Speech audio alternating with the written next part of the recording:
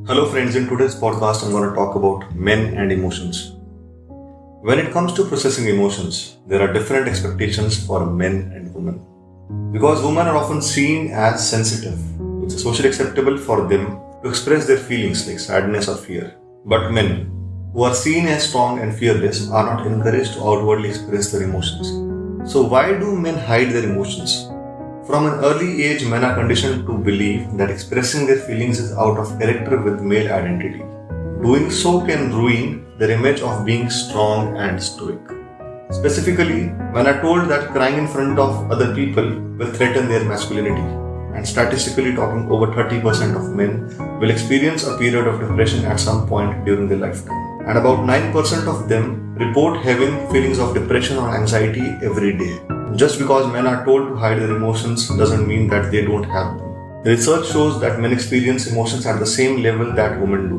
But because it's not socially acceptable for a man to cry when he's sad, it can make it seem like men don't experience sadness at all. So what are the consequences of emotional avoidance? When we avoid these emotions, it can lead to a number of consequences, including mental health disorders. Suppressing emotions can lead to depression and anxiety. But for men especially, it can also increase the risk of suicide. Men are much more likely to commit suicide than women. In 2018, men died by suicide about 3.56 times more often than women did. So how can men learn to be vulnerable? It can be difficult for men to feel comfortable showing their emotions, especially if they've been hiding them all their life. Here are some of the ways that men can start becoming more vulnerable to show their emotions. To be vulnerable, you need to be honest about the way you are feeling. So often, men will feel a glimmer of sadness or grief and quickly shut it down. So in order to open about your emotions, you need to accept them and feel them. Recognize the way you are feeling and try to figure out what's making you feel that way.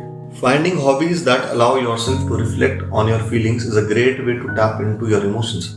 One man who suffered from lifelong depression and anxiety realized that walking his dog always helped him to feel better. He eventually started the organization Dudes and Dogs, which allows men to get together in nature and have a real conversation, often about their mental health. Men are also less likely to see a therapist than a woman. A part of that is due to the negative stigma around the men and mental health. However, seeing a therapist is one of the best ways that men can learn to open about their feelings.